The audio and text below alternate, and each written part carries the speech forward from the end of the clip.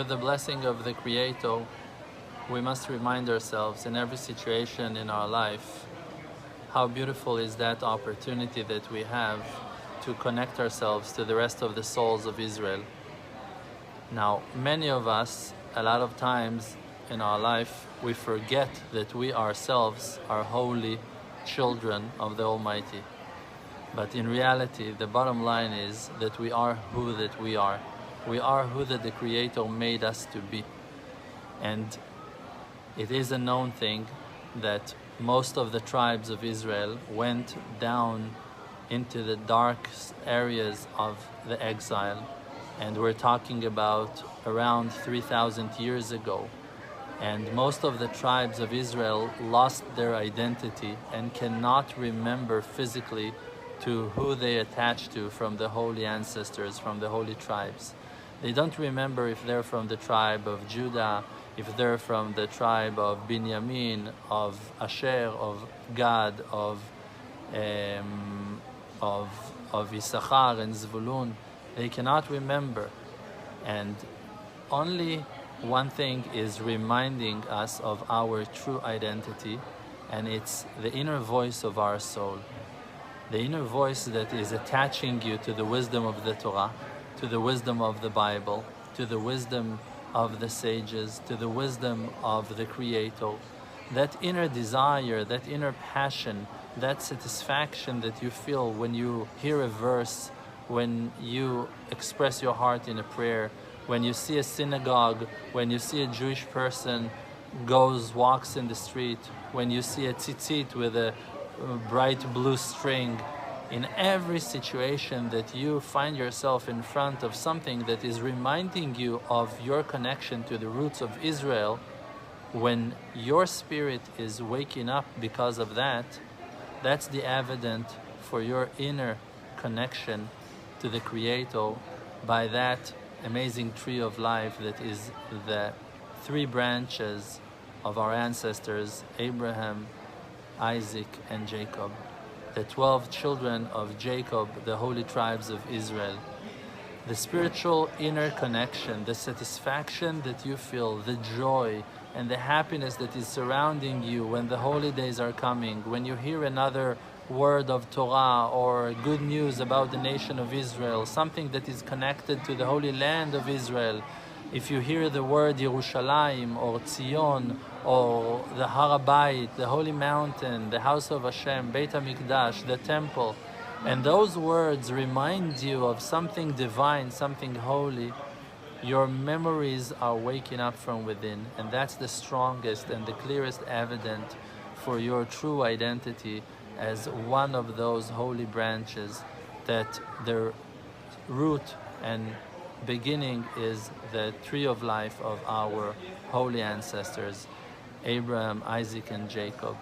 And if you have those amazing feelings inside of you, that you feel attached to those holy concepts, and that you desire the words of the Torah, and that you want to be connected to holy sages and the righteous ones, and to their words of truth, to the Chassidut, to Rabbi Nachman of Breslev, to the Lubavitcher Rebbe, to the Baba Sali, and to all the righteous ones, to Rabbi Shimon Bar Yochai, to Rabbi Meir Baal HaNes. If those words brings the chill, the goosebumps to your skin, wakes up your heart in a way that you desire to see the Galilee Sea, that you want to go to the Holy Land of Israel, that you desire to see the Mountain of Olives, that you want to see the precious holy stones of the holy mountains that are surrounding the holy city of Jerusalem.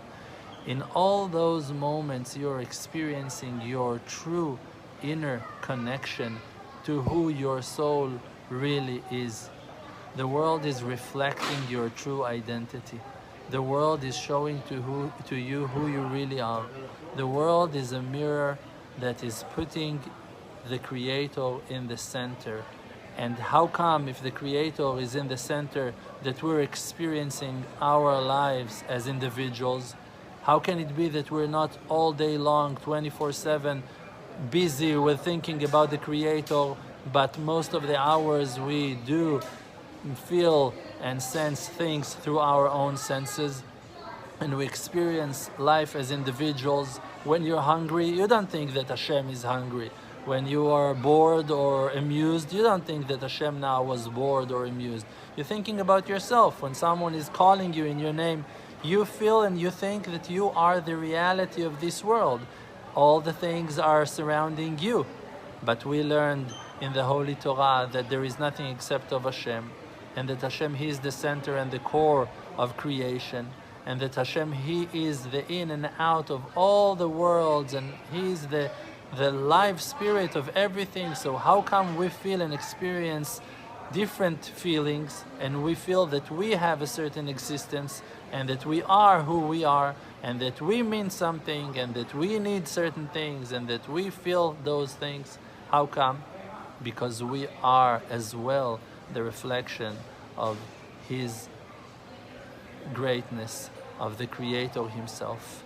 We are the outfit of the Creator. We are the cloaks of honor of the Almighty. And we need to represent Him in that way. To believe in yourself, it's to believe in Hashem. To believe in Hashem, it's to believe in yourself. When you find your true identity, you know exactly who you are in the units of the great army of heaven. You know exactly which position you hold. You know exactly what you need to do with your life. You understand the mission and the purpose of your existence and your being. When you find your true self, you recognize the supervision of the Almighty in your life. And you know exactly what's the next step, what you need to do, and how you need to do it, and in which way, and what are the right directions that you need to aim your prayers to, and with whom you need to speak with, and who you need to reject from your path. And you recognize those things from within, because you are close to your high level of your self-awareness, and in that place you become to be the one that you are completely, and your fears cannot control you, and your pressure cannot overpower you, and you find the true nature of your soul. And all the souls are connected and bonded together in the sea of souls that is the Creator Himself, in infinity, in the light of Ein Sof Baruch Hu, the infinity itself, the light of unity, the endless one, the source of good and goodness and beauty and kindness. And you are who you are, and we're all one. Am Israel is one nation, it's one unit. Am Israel, the nation of Israel, the Bible, and the Creator, Kudsha Berichu, is one unit. We just look to each other that we are divided, but actually we're different letters that together we compose the same book.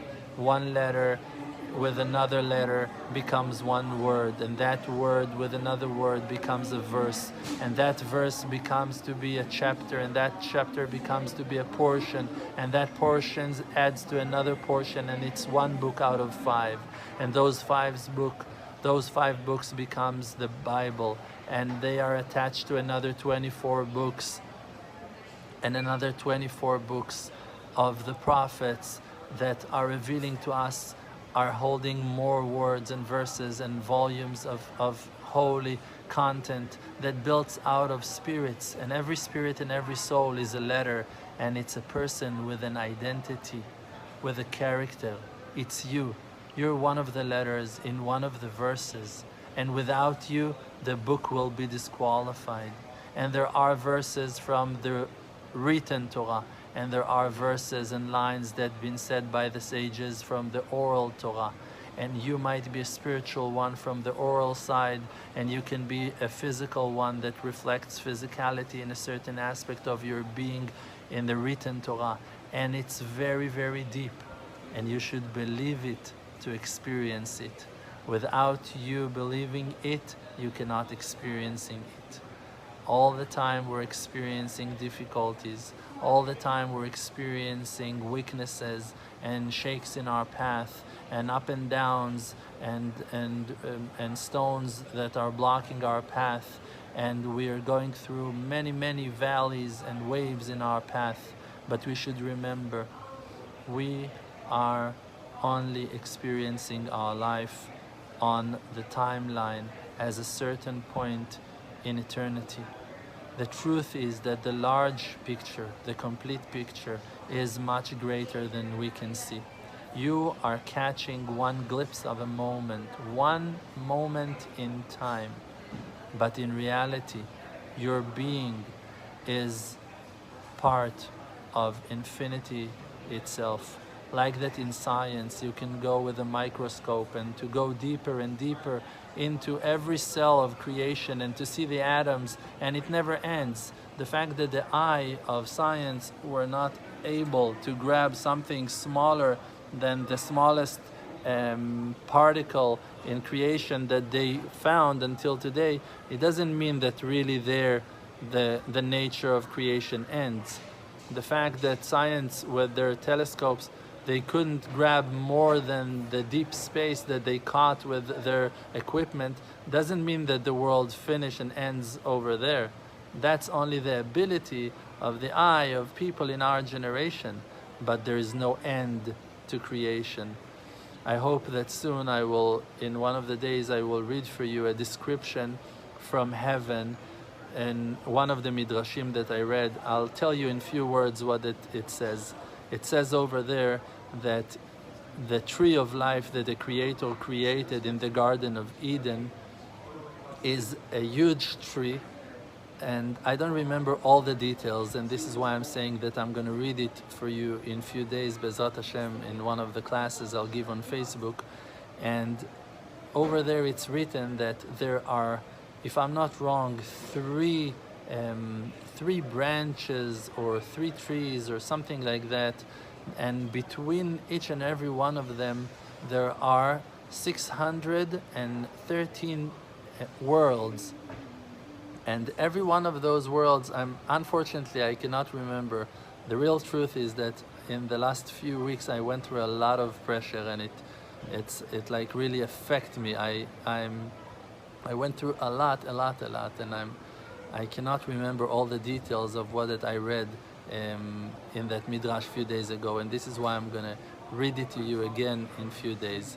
But it's written over there that between each and every one of those three branches there are 613 worlds, and each and every one of those worlds, one of those 613, is similar to our world. So that tree of life that was standing in the middle of the Garden of Eden is so huge, so gigantic, that between each and every one of his branches there are 613 universes that are complete and gigantic, with sun systems and all the things that you like, the huge creation that you think that you know, that you heard about. So 613 of those are standing between each and every one of those branches. So the size of heaven, of the Garden of Eden, of the tree of life, of this creation is impossible for people like us to understand and to grasp. And we just need to throw our small mind and to follow the Creator with a blind and innocent heart, and to walk with Him in the path of life, and to count on His endless love and on His unconditional love and on His great mercy, that He will heal us all and bring us all to the day of redemption, to the time of salvation, and to see the resurrection of the dead, all of our loved ones coming back to life, all the souls from all the generations coming back to life and marching in unity with great joy and happiness and satisfaction on their faces and in their hearts, with all their loved ones, to the house of Hashem, the house that will be called the house of prayer to all nations, and everyone will know Him and will call Him in His name in that day. And the King, Mashiach Tzidkenu, will be the one to crown the real King, Hashem Yitbarach, the Creator, source of blessing and love, and He will rule the world with His heavenly kingship for good. Amen. Ken Yehi Ratzon. The world does not exist. Because Olam Milshon Ne'elem, the world is just blocking the light of truth. The world called Alma Deshika, world of light, is just a fake. We're just inside of an illusion. It's just a fake. We're just inside of an illusion. We're just inside of an illusion.